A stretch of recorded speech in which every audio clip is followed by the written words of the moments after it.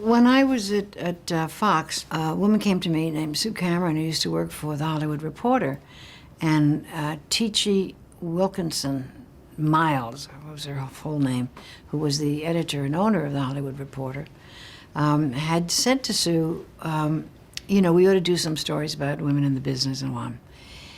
And Sue found that it all started with the Writers Guild, actually, that there was a real disparity happening out there with the number of women writers versus the number of men writers.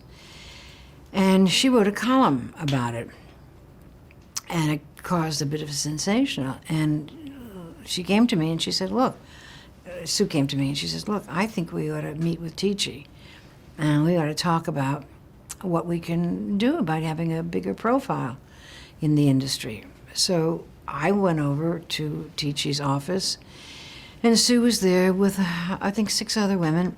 One was a woman from a PR firm, another was a writer, and another was a lawyer, and a couple of other people who didn't stay with it. And it came out that we would start an organization called Women in Film, meaning television, whatever, broadcasting.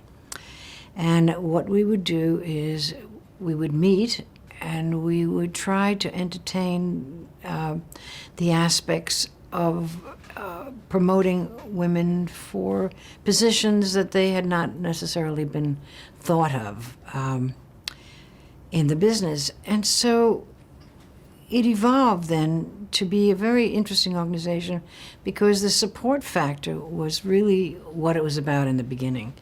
It's changed somewhat now to be less supportive, I think, and more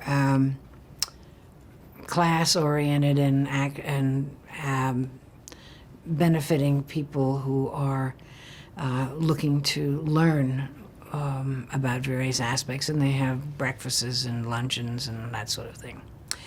And so we called a bunch of our friends, and everybody had an assignment to call and bring in as many people as you could, 5 people, 10 people, whatever. And then we started to have meetings at the Hollywood Reporter downstairs when the office was closed, so we had more room. Well, it was though you said free money. I mean, people just came from everywhere saying, thank God we have a place to go and vent because we can't get work. We're just as good as, and so on and so on. And it really was a saving grace, really, for a lot of people who then in turn met other people who then in turn could help move them on. So it was a very important organization, and it still is. Oh, it's 30-some odd years old. I can't believe that, but it is.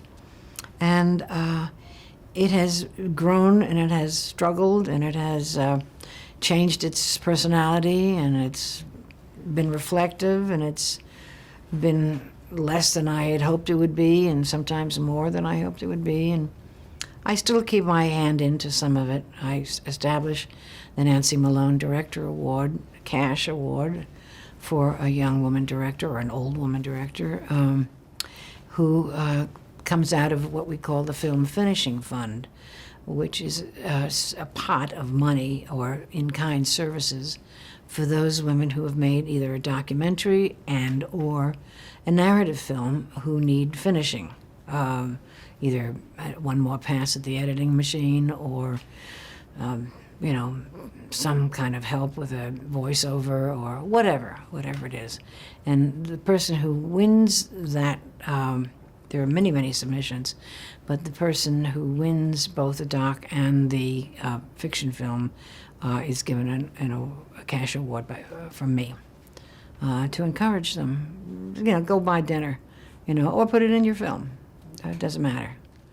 Do you consider yourself a pioneer in the sense of women? Yeah, I always think it's an old television set, but didn't they make Pioneer TVs once years ago? But yeah, I suppose one could say that. I mean, if I say it, it sounds arrogant. But I suppose doing first things makes you kind of that word. So I'm humbled by the thought.